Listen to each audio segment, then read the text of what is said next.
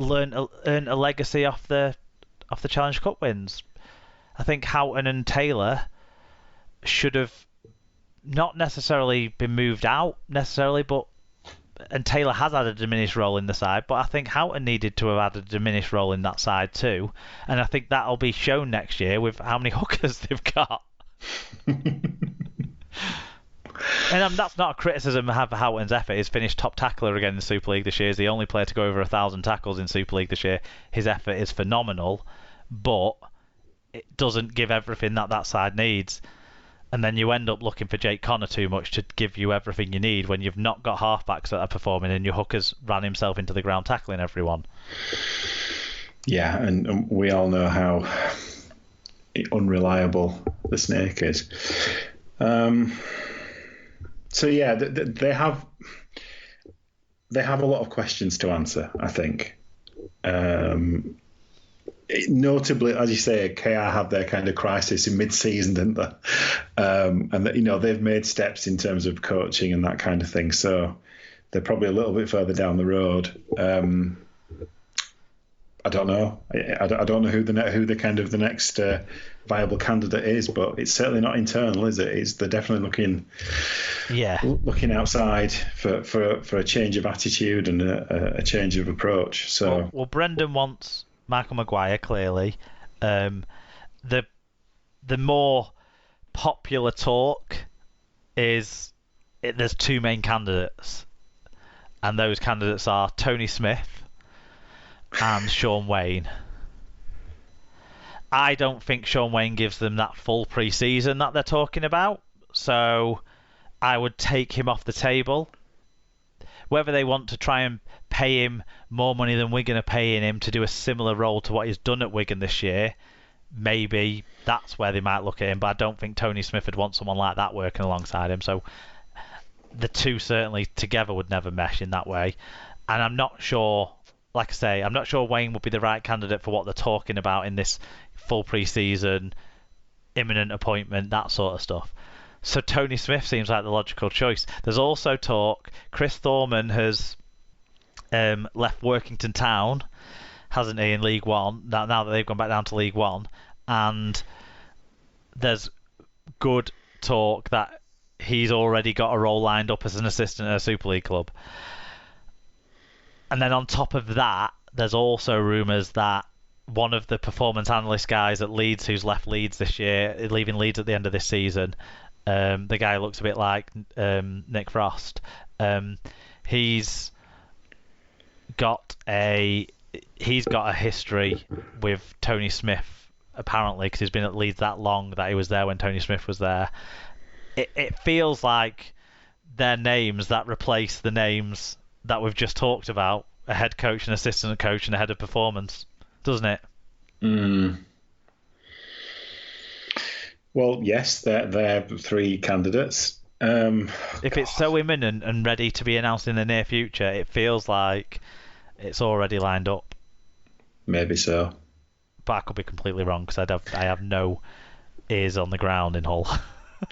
No, well, we'll see what comes out in the wash, I suppose, but that doesn't fill me with excitement. That group, particularly. No. I wouldn't say Thorman's been doing a particularly great job with Workington. As much as they've been overawed this year, when I've seen them, they haven't looked the most motivated and interested team I've ever seen. So. Yeah, but yeah. Right.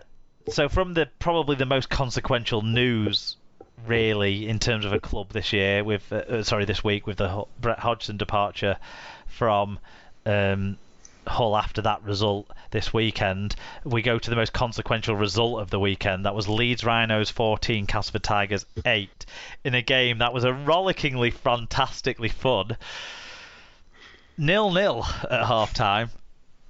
15,418 was the crowd. Ben Thaler was the referee. In terms of the stats, this game had the most missed tackles / tackle busts, because they go hand in hand, of any game this year, with 92. Leeds were on the better side of that with 10 more tackle busts, so 10 fewer missed tackles. Most metres of any game this year, with 3,311. Cass making 79 more, but both sides were over 1,600 metres. Most errors of any game this year, with 36. That's what the Super League website count was. 18 each from the Super League website for that. So definitely not the highest of the Super League era, because there was a Warrington versus Hull FC game in 2016 that had 41 errors counted on the Super League official stats. Cass made meters better, but Leeds made breaks better, 6 breaks to 3. The fact that there was only 3 tries from 9 breaks tells you how fucking terrible the execution was in this match.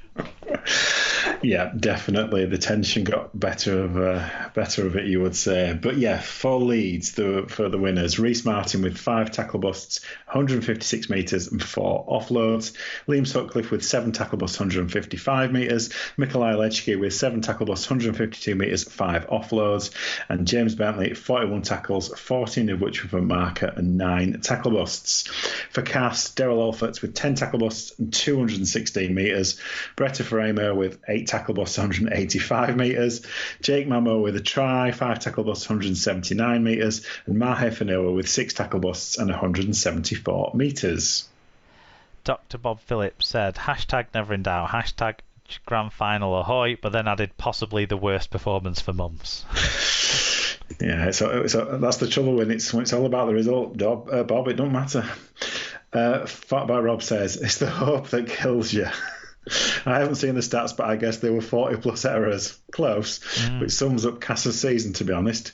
Cass defended like lions for 70 odd minutes, but it always felt like it was going to end badly for us. Still, you can't be too unhappy with the effort. I'm not too gutted as we went out swinging as Radford in wanted. If we can keep the spine fit next season, we'll do all right. #Coif. Frogmore said, the best part of this game was the final siren. HMS Pistol League got sunk by the steamboat Willie Riverboat. And Tom Andrews says, told you, Rob. I mean, the first half in particular was just a festival of errors. Tension, yes. And I think as well, for Cass, you could understand the clunky attacking play given their selection dilemmas. And until they brought young Kane Robb on at hooker, and he became a lot more direct, a lot more of a running threat, a lot more Matt Parcell than your passing hookers, your Sam Powell type. He became so much more direct than Adam Millwall was being. But it wasn't necessarily clunky attacking play that was making those errors for Cass, was it? It was just basic errors in exit set carries that was causing it for them. And then for Leeds, they were just frantic. They lacked any sort of patience, so they just couldn't execute. It was so poor. It was all in the Cass half. All these errors. Cass weren't getting out of their half, and Leeds weren't getting over the try line because of errors. Yeah, it's just one of those games that it's ultimately the 2 points is bigger than anything you see on the pitch. It's just, it has all the tension, all the kind of nerves that you kind of get with, playoff kind of games and £1 million game type scenarios. It was, playoff for the playoff and all that. But yeah, it was. Yeah, I mean, it wasn't a great watch in the sense of the quality of the play for most of the time. The fact that the scoreline stayed close because it was 0-0 meant that actually we had a really exciting last 20 minutes, and the standard of play did marginally pick up during that time as well. Yeah, because the Jake Memo try was a good try. They pulled it together. Oh yeah, there was passing at the line between the forwards, Dan Smith to Griffin, I think it was. Then a nice offload to the support runner, which was Mamo, who, by the way, is an absolute nutcase. I mean, I can't tell what he's blowing up at all the time, but he's blowing up all the time. Like, I think I'm quite angry and frustrated and stuff, and I am. But this guy's something else. I can't tell if he was angry at himself, at his teammates, the ref. I think all of them at once. I don't know. But then, yeah, he did pop up with that decent try. He's just a box of energy, isn't he? And sometimes it's channeled in a good way. And sometimes it's just generally sprayed at the random population that happens to be around him. but yeah, I mean, he you've got to say at that point.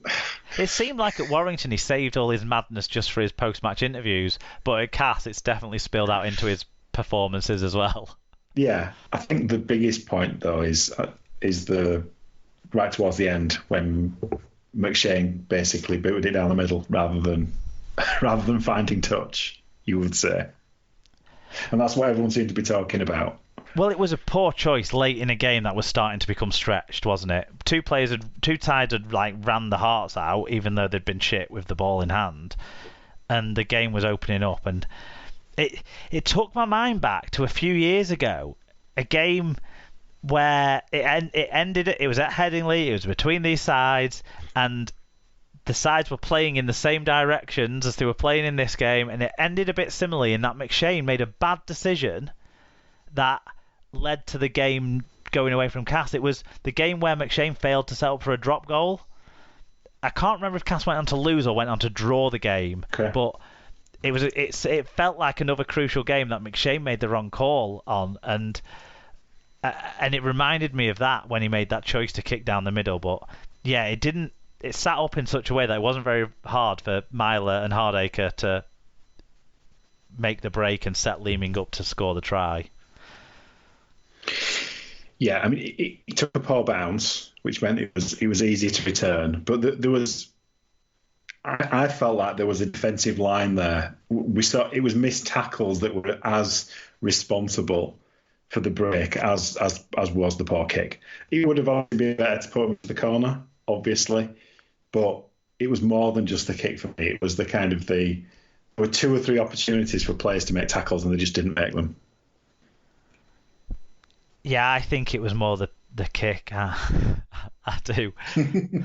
The way it bounced up, was nice for Myler, but the chase wasn't fantastic either, because I don't think the Cass players were expecting the kick to go in the middle. So I think the chase on that far side wasn't putting full pelt chase in, so they were a bit passive, I think, which helped Myler make meters towards them and find a good, strong line from Hardacre coming back inside. I think actually everyone was expecting the kick to go into that corner because the winger had to come up because McShane had gone towards the line on that side.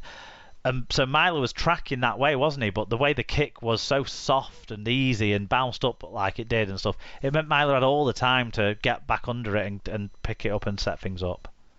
Yeah, it felt like it was rushed execution from McShane's point of view as well. Yeah, he wasn't set up for it. So I think that exacerbated the poorness of the kick, definitely. After he'd kicked a fantastic wide conversion from out wide to make it 8-0 actually, so rough with the smooth and all that. The winning try was a good try though as well, wasn't it? It was finally a well executed team move by Leeds. Yeah, this is the thing, after a couple of were the 2 missed field goal attempts, just one. I forget now. Can't even remember. Yeah. Anyway, you're right. It was a try worthy of winning the game, even though there were lots in the game that wasn't what you would have hoped it could be. Yeah, it was engrossing, if not excellent. This game. Yeah, I think that's totally fine, and sometimes that's okay because sometimes as you say, the occasion is bigger than the individual performances. It wasn't a great performance, Bob. I definitely agree with that. But it don't matter now, does it? Well, no.